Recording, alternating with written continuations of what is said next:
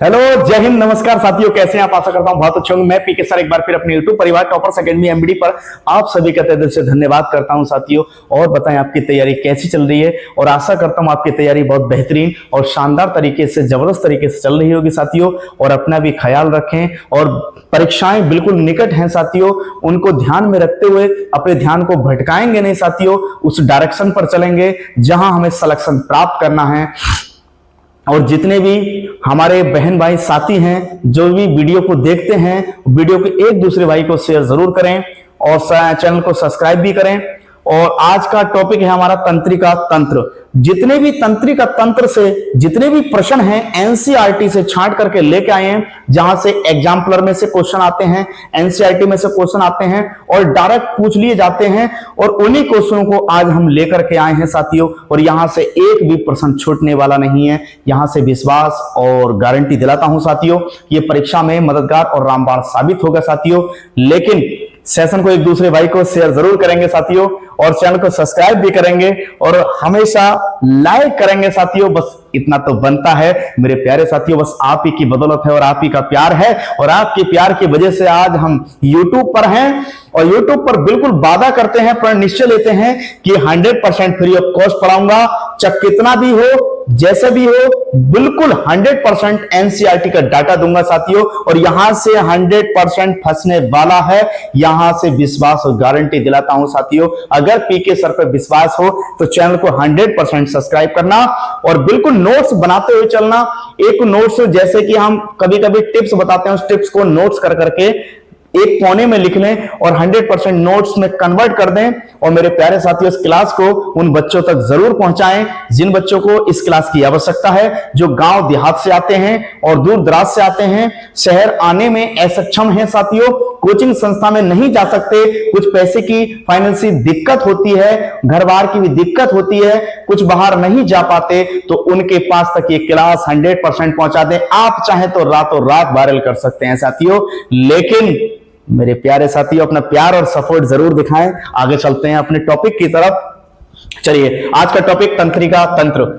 तंत्रिका तंत्र में पढ़ते हैं हम साथियों, जहां से क्वेश्चनों की पॉसिबिलिटी 100% बनती है। आज एक भी प्रश्न छोड़ने वाले नहीं हैं, बिल्कुल। बस चलिए, आप हमारे साथ बिल्कुल बने रहिएगा, वीडियो में लास्ट तक बिल्कुल वॉच जरूर करें और वीडियो को रोक रोक करके अपना नोट्स जरूर बनाएं साथियों। चलिए, तंत्रिका तंत्र के प्रमुख अंग कौन कौन से हैं? जो तंत्रिका तंत्र है उसके प्रमुख अंग कौन कौन से हैं साथियों? अब देखते हैं कौन कौन से हैं।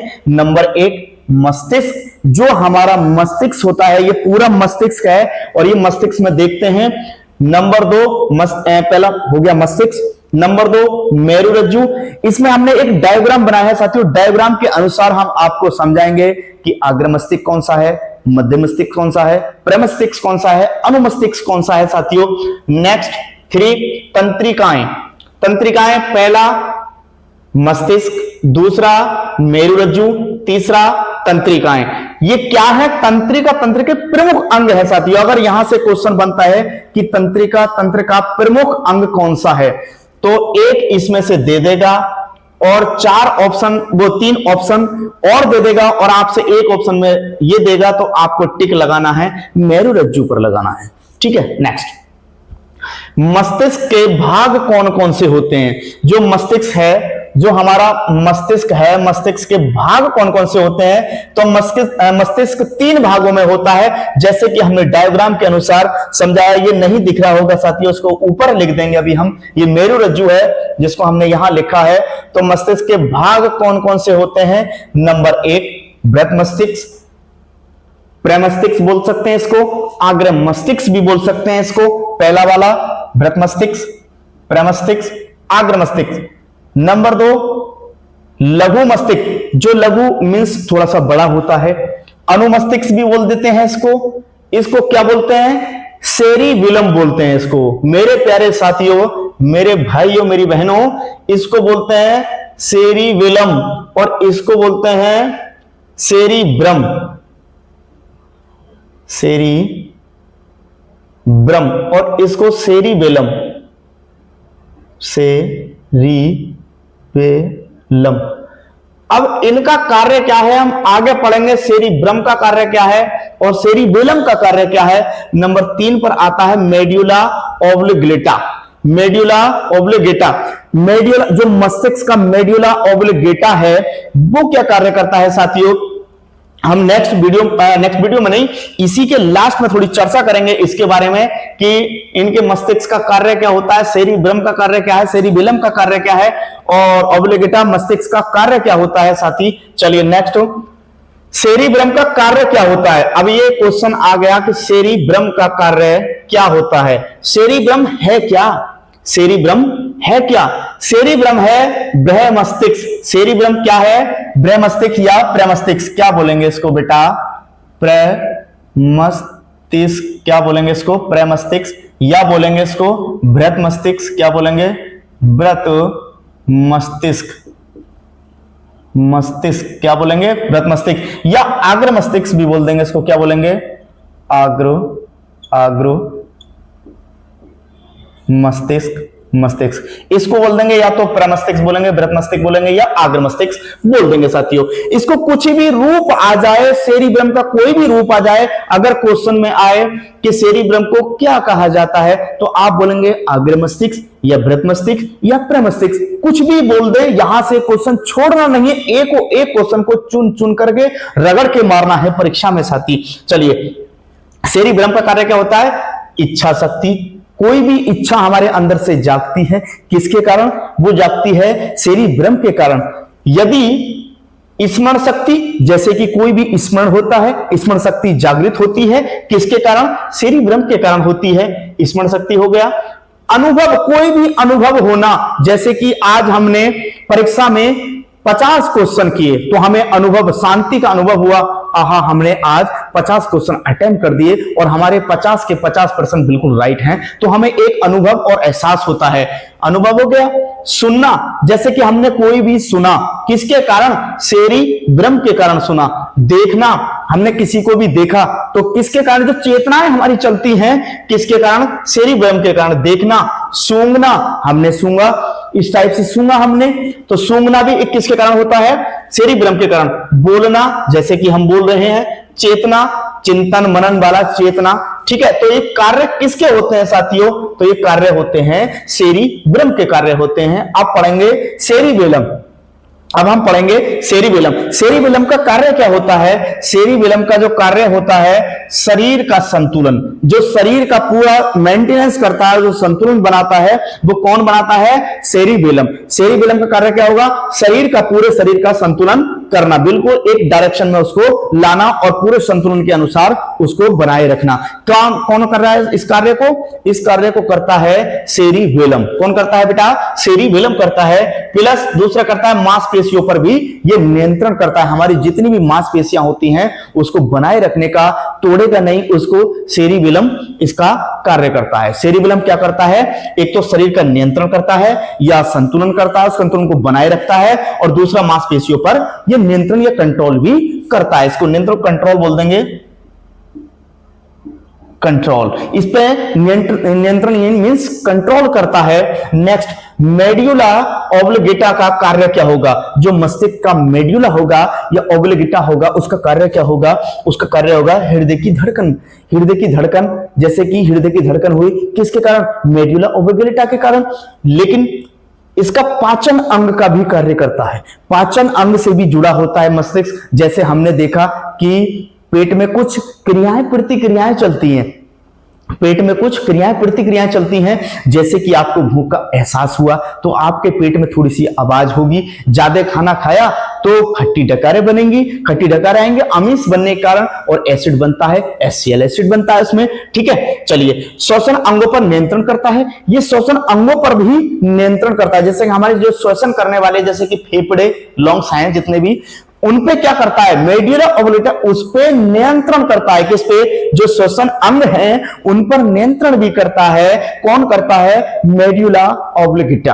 कौन करता है? मेड्यूला ऑब्लिगेटा करता है। और साथियों एक बात विशेष ध्यान रखें कि आप करते हैं मोटिवेशन वीडियो देखें, मोटिवेट हुए, इधर देखें उधर देखें। मेरे प्यारे साथियों, ध्यान को भटकाना नहीं है, बिल्कुल भी ध्यान को केंद्रित करते हुए, परीक्षाओं को ध्यान में रखते हुए, बशर्ते आपको तैयारी बिल्कुल पूर्ण रूप से और ईमानदारी से करनी है। संरक्षण दिलाने की गारंटी मेरी है, बशर्ते बस ईमानदारी से बिल्कुल नोट्स बनाएं और ईमानदारी से पढ़ें। एक चीज को 1000 बार पढ़ें, बार बार पढ़ें, संरक्षण 100% होगा। 1000 पुस्तक पढ़ने से अच्छा है एक पुस्तक पढ़ें और बार बार उस पुस्तक को पढ़ें। 100% डाटा आपका श्योर हो जाएगा, सिक्योर हो जाएगा और माइंड बिल्कुल आपका सेट हो जाएगा साथियों।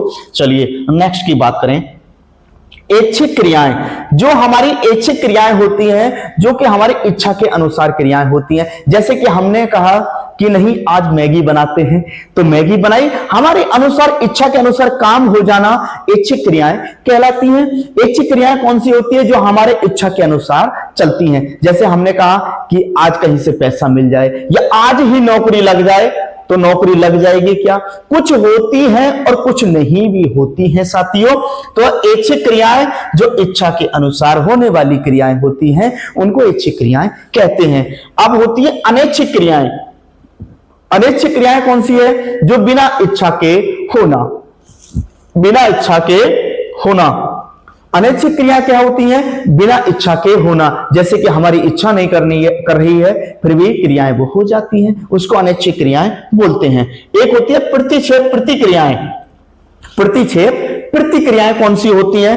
प्रतिक्षेप प्रतिक्रियाएं वह होती हैं जो हाथ अचानक चाकू पर रख देना और एकदम से हट जाना, हाथ अंगार पे जाना मींस आग में जाना। जैसे कि हाथ अचानक चाकू पर जाना या अंगार मींस आग पर रख देना, बर्फ पर रख देना और पीछे ही हटा देना। एकदम से हमने चाकू पर हाथ गया, किसी ने हाथ रख दिया और हमने तुरंत से पहले हटा लिया, तो कौन सी होती है? प्रतिक्षेप क्रिया या प्रतिक्रियाएं उसको बोलते हैं। हट जाना या खांसना। खांसेंगे, भाई खांसने में किसी की आवश्यकता थोड़ी पड़ती है कि मैं खांस लूं क्या, नहीं, आ जाती है। भाई डकार आना, क्या ये कौन सी क्रिया है? प्रतिक्षेप क्रिया या प्रतिक्रियाएं। ये कौन सी होती है? छींक आना, उबासी आना, पलक झपकना। आप पलक झपकेंगे तो किसी से पूछेंगे क्या कि मैं पलक झपक लूं? नहीं पूछेंगे ना। ये अपने आप ऑटोमेटिक क्रियाएं होती रहती हैं। किसके कारण? प्रतिक्षेप और प्रतिक्रियाओं के कारण ये क्रियाएं होती रहती हैं। नेक्स्ट, तंत्रिका तंत्र का प्रथम अंग कौन सा होता है? तंत्रिका तंत्र का प्रथम अंग जो होता है वह मस्तिष्क होता है। कौन सा होता है साथी? मस्तिष्क होता है। तंत्रिका तंत्र का प्रथम अंग कौन सा होता है? मस्तिष्क होता है। और मस्तिष्क का सबसे बड़ा भाग जो होता है बेटा मेरे प्यारे साथियों, वह होता है सेरिब्रम होता है। सेरिब्रम होता है। जैसे कि हमने यहां पढ़ा कि सेरिब्रम, सेरिब्रम कौन सा है? सेरिब्रम है ब्रह्मस्तिष्क, प्रमस्तिष्क, अग्रमस्तिष्क।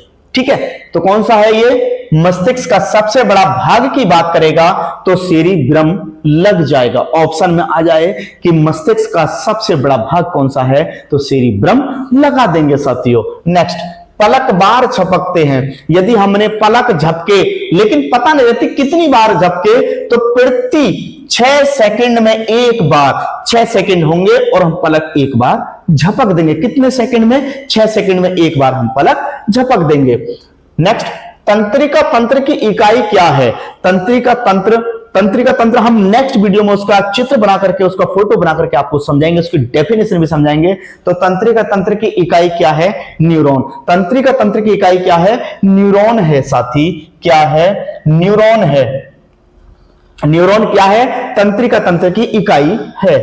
मस्तिष्क के आवेग में मदद कौन करता है? जो मस्तिष्क का आवेग होता है उसमें मदद कौन करता है? तो मदद करता है sodium potassium pump. Sodium potassium pump. जैसे आपने इंजन देखे होंगे, ये जनरेटर वगैरह हैं, इनमें तेल जो ऊपर जाता है किसके कारण जाता है? पंप के कारण। ऐसे हमारे किसमें जो तंत्रिका तंत्र को आवेगों में मदद जो करता है, सोडियम पोटेशियम पंप होता है लगा हुआ, जो सब में ब्लड देता है और सभी को क्रियाएं प्रतिक्रियाएं, इच्छा, चेतना, सूंघना, बोलना, घृणा, प्यार और जो भी जितना भी वगैरह ये क्रियाएं हैं सब किसके कारण होती हैं?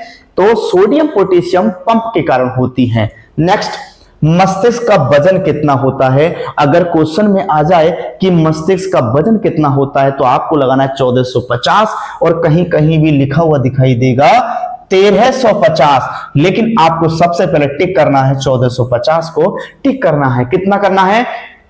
1450 को टिक करना है, और इसको हम नहीं लिखेंगे। 1450 ग्राम मस्तिष्क का वजन होता है। मस्तिष्क का आवरण क्या है? मस्तिष्क का आवरण है क्या? आवरण है क्रेनियल खोल। मस्तिष्क का आवरण की बात करें तो क्रेनियल खोल है। क्रेनियल खोल कौन सा है? जो ऊपर का हमारा ये मस्तिष्क है। मस्तिष्क के ऊपर जो हमारी कवच बनी हुई है, इस कवच को क्या कहेंगे? क्रेनियल खोल। कवच क्या बनी हुई है? कवच। इस कवच को बेटा क्या कहेंगे? क्रेनियल खोल कहेंगे। क्या कहेंगे? क्रेनियल खोल कहेंगे इस कवच को। एक आता है थैलेमस। थैलेमस का कार्य क्या होता है? एक होता है हाइपोथैलेमस, एक होता है थैलेमस। तो थैलेमस का कार्य क्या होगा? दर्द, ठंडा, गर्म महसूस कराना। क्या हो? ठंडा, गर्म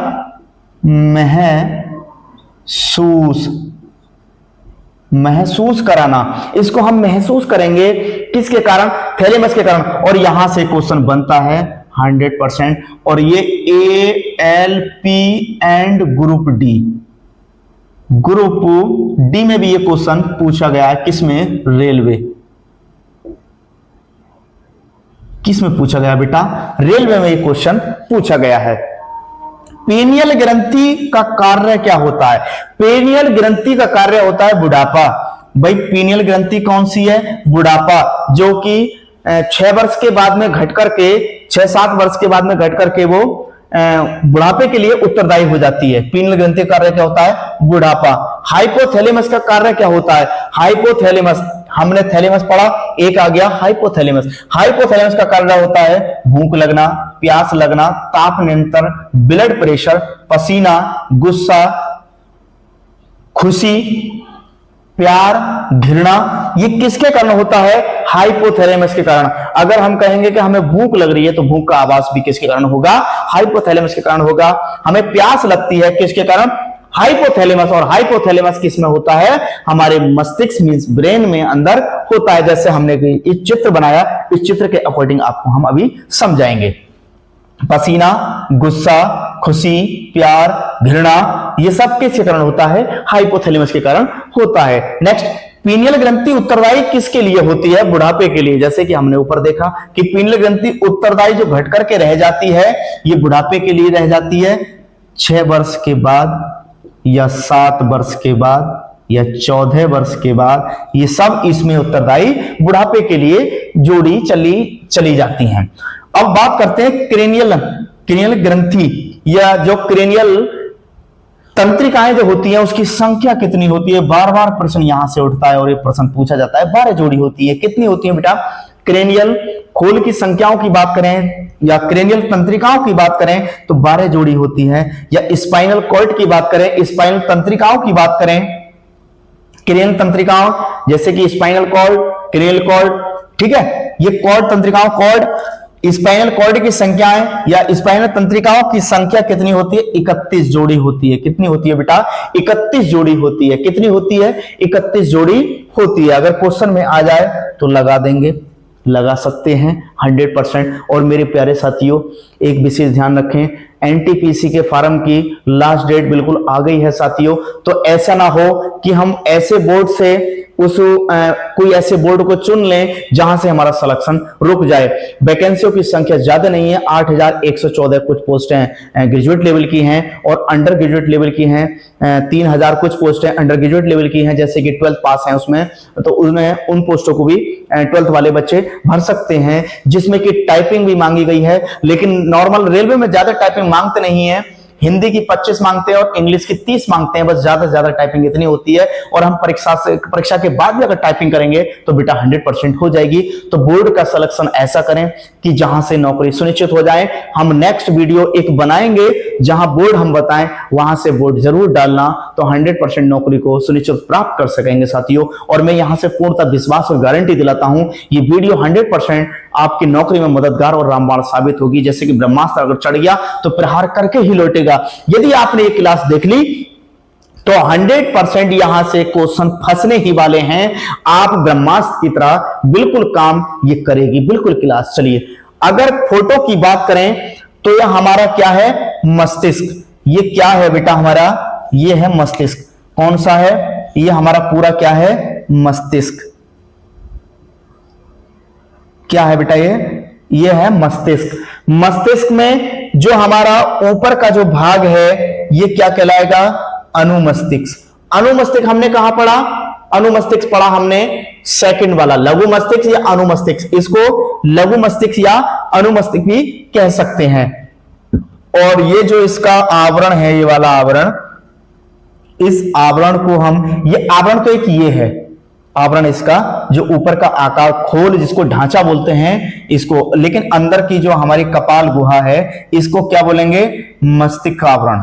इसको क्या बोलेंगे, जो हमारे काली काली ऊपर की एक धाराएं होती है उसको मस्तिष्क आवरण बोलेंगे। ठीक, अब इसके अंदर एक ब्रेन के मस्तिष्क के अंदर एक पूरा कौन सा होता है, हाइपोथैलेमस।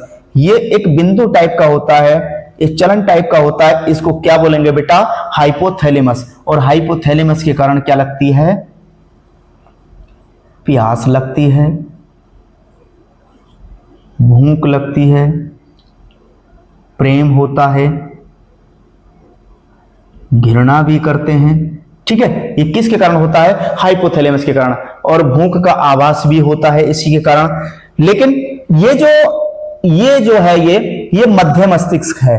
कौन सा मस्तिष्क है, ये मध्य मस्तिष्क है। कौन सा वाला है बेटा, ये मध्य मस्तिष्क है। ये वाला जो सिरा है ये, इसको हम मध्य मस्तिष्क बोलेंगे। जैसे हमारा ये इस टाइप से मुंह है हमारा, इस टाइप से ये भी बना हुआ, तो हमारा जो अंदर का यहाँ एक मस्तिष्क होगा जिसका वजन 1450 ग्राम होगा, जो ये यहाँ पर होगा, तो इसमें एक साइड में एक कपोल टाइप की लगी होती है, उसको मध्य मस्तिष्क बोलते हैं। और जो गोल गोल जो होती है इस टाइप की, उसको क्या बोलते हैं, पॉन्स बोलते हैं। क्या बोलते हैं इसको, पॉन्स बोलते हैं, जो कि खाली उसका चिंतामण का कार्य करती है। और ये जो आई इसका खाली घेरा टाइप का जो होता है इसको मेड्यूला बोलते हैं। जहां जैसे कहते हैं मस्तिष्क का मेड्यूला कहां होता है, तो ब्रेन के नीचे जाकर के जहां से हमारी तंत्रिका निकलती है, जो तंत्रिका निकलती है उसी के बराबर में होता है मेड्यूला ऑब्लिगेटा। मेड्यूला ऑब्लिगेटा होता है। और ये जो होगा ये आपका कौन सा होगा, ये होगा बेटा अनुमस्तिष्क। क्या बोलेंगे इसको, अनुमस्तिष्क। क्या बोलेंगे बेटा, अनुमस्तिष्क। क्या बोलेंगे मेरे शेरों, मेरे चीतों, दहाड़ों। और हम साइंस का बिल्कुल धुआं करके मानेंगे, चाहे कुछ भी हो जाए आपको डरने की आवश्यकता नहीं है, बस डट करके मुकाबला करने की आवश्यकता है। और हम यहां से सुनिश्चित विश्वास और गारंटी दिलाते हैं कि नौकरी को आप 4 चांद लगा देंगे आप बिल्कुल। बस कौन सा है, सेकंड वाला। सेकंड वाले को क्या कहते हैं, लघु मस्तिष्क, अनुमस्तिष्क। लघु मींस बड़ा, जो कि बड़ा है, अनुमस्तिष्क भी बोल देते हैं इसको। ठीक है, और लेकिन ये जो भाग है पूरा भाग को, इस भाग को कहते हैं पश्च मस्तिष्क, यानी कि पीछे का मस्तिष्क, जो पीछे की तरफ होता है। हमारा मुंह हो गया, ठीक है, मुंह के पीछे हमारा जो पश्च मस्तिष्क है, पीछे वाला मस्तिष्क, उसको क्या बोलेंगे, पश्च मस्तिष्क है। और जो ये शाखाएं निकल रही हैं, ये वाली शाखाओं को क्या कहते हैं बेटा, हम इन वाली शाखाओं को कहते हैं मेरु रज्जु। क्या कहते हैं, मेरु रज्जु। इसको कहते हैं मेरु रज्जु। यहां ये इस टाइप से नीचे को जब जाती है, यहां इस टाइप से, इसको मेरु रज्जु बोलते हैं। क्या बोलते हैं, मेरु रज्जु बोलते हैं। और ये वाला भाग जो है इसको अनुमस्तिष्क कहते हैं। क्या कहते हैं, अनुमस्तिष्क कहते हैं। चाहे इधर लिख दिया इधर लिख दिया, बात एक ही है। क्या कहते हैं, अनुमस्तिष्क। और मैं आशा करता हूं साथियों ये क्लास आपको बहुत हेल्पफुल और मददगार साबित होगी और नौकरी में 4 चांद लगा देगी साथियों। बस ईमानदारी दिखाते हुए नोट्स में कन्वर्ट करें। और साइंस की यहां से पूर्णतः जिम्मेदारी और गारंटी लेता हूं साथियों, यहां से 100% डाटा आपके एग्जाम में फंसने वाला है। जिस दिन आप एग्जाम से बाहर निकलेंगे एग्जाम हॉल से, तो उस दिन आपको एक ही चीज याद आएगी, टॉपर्स एकेडमी एमबीडी। कौन सा, टॉपर्स एकेडमी एमबीडी। और उस पर साइंस जो पढ़ाते हैं पीके सर, 100% यहां से क्वेश्चन लगने वाले हैं। चलिए नेक्स्ट सेशन में मिलेंगे, तब तक के लिए जय हिंद, लव यू ऑल।